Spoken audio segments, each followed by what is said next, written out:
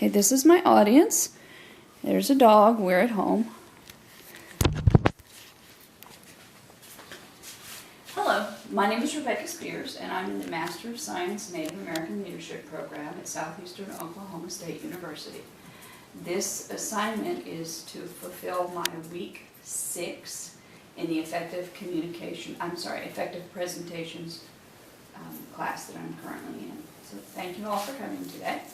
And what we're going to talk about today is the IT Service Management Rapid Process Improvement at Work, Texas Workforce Commission.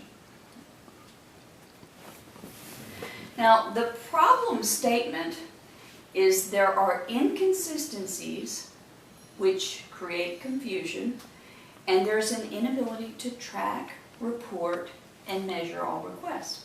So really what we're talking about is the IT department, so information technology for this particular governmental entity, the Texas Workforce Commission.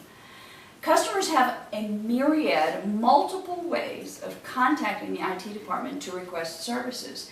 And because of all of these inconsistent ways of contacting the IT services, there are inconsistent delivery methods. There are inconsistent delivery time frames. And there's no way to get a lasso around this and have an effective reporting mechanism. What kind of work has been requested, what kind of work has been done, and how long did it take to actually do that work, and was there any rework? So the goal that we have is to develop a future business process for all IT service that are consistent, efficient, and easy to use. So right now, today, this is the IT service model. It's pretty confusing, right? There are 20 different ways to contact 20 different units. You might think that that is 40 different ways, but in fact, it's 20 times 20. There are 400 possibilities of ways to get work communicated to the worker. What we're trying to do ultimately with this project is reduce that flow to 3. There are 3 ways that you can request service. You can make a telephone call to the service desk. You can email the service desk, or you can use the portal, which is a direct feed to the service desk. So in effect, instead of 3 times 3, now we have 3 times 1. There are 3 ways that you can request an IT service in the future state. Now, if we are able to facilitate this project and see it through to its end, our customers are going to win because they'll spend less time searching for information, searching for distribution lists, searching for entry points. How can I get service from the IT department? Now, an example of the potential savings for our customers, because we took a survey just last month of our customers, asking them, how much time do you spend searching for methods to contact the IT department for help? And of the 2,925 requests, 46.8% of those requests, the people spent 5 minutes searching. 20% of those people spent 5 to 10 minutes searching. And 10.9% of those people searched for more than 10 minutes. So you're down and you need help from the IT department, and you need to spend more than 10 minutes searching for how to contact the IT department. And once you find that contact, it may not even be correct. So we're going to reduce that failure rate and increase your probability of success. So rather than spending this time searching and still having the possibility of a failure, we're going to give you 3 possibilities and eliminate all of your searching time.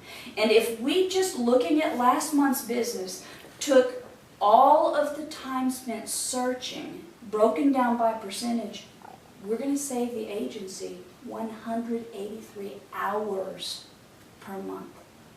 So if everybody last month that spent their time, according to this graph, what they reported to us, there were 183 man-hours spent searching for how to get help.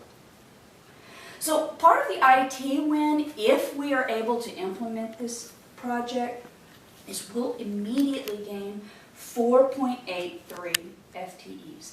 Now those are just called full-time employees. And so I know that a person can't be divided into a 0.83 of a person, but what we're talking about really are man-hours. So 40 hours in any given week is one full FTE. So what we're talking about here is 40 hours a week times 4.83%. We're talking about over 160 hours a week that IT can save. This savings occurs because now IT staff don't have to spend their time trying to count what it is that they did. They don't have to try to demonstrate their value by indicating I've fulfilled 15, 20, 25 service requests this week. They're automatically counted because those service requests are coming through a system. So this system is keeping track, and no longer will staff have to actually manually, physically count and track the work they've done. The system is going to do it for them. Now, this is the big picture of the implementation plan. I've given you all handouts of this big picture, and what I actually just want you to take from this is there are 3 true phases. The first phase is the active RPI, the rapid process improvement. We're in that phase right now. We're measuring. We're trying to gain our throughput value. We're trying to gain an understanding of where are we in this process and where can we improve. Where are we failing and where can we improve? Where can we go? Where can we serve our customers faster? Where can we serve our customers in a better way? And where can we do it with less expense? The next phase, phase 1, the implementation phase, is where we're simply going to add services to our seat management contract. It already exists. We're going to teach these people how to perform some of the basic tasks that are not necessary that they be completed by our IT staff. A password reset. Does somebody with a master's degree need to do a password reset? Not necessarily, but somebody that sits on our service desk could. And so rather than having the database administrators incurring password reset requests, which they do, we will have all of those funneled off to the service desk, so we'll have somebody who is better and familiar and more quickly able to have the customer's password reset than, say, a DBA, who will spend more time at a higher cost trying to figure out how to do the password reset. Our phase 2, the implementation, is when we actually move into a higher quality, bigger volume service desk. So rather than feeding some of our requests to the service desk or the seat management contract that we're already under, we're going to build out a service catalog. And so the service catalog that we're going to build out is really an electronic form. And so you can go online to our electronic form, fill out a questionnaire, and submit. And that submission will either route your request to the seat management contract or to the appropriate resolver group in the IT shop that we're running. So our phase 2 projected wins, if we can implement this self-service portal, is that we will have an annual savings of $279,000. That's to this particular agency. And the way we calculate the savings is by, earlier I gave you a demonstration or a small discussion point about if a DBA or a database administrator needs to reset your password, it actually costs more money and takes more time. So if we can eliminate that kind of redundancy and that kind of stress on the system, we can save the agency about $279,000 per year. Additionally, our customers will have a one-stop shop, and our customers will be able to track the progress of the work that they've requested.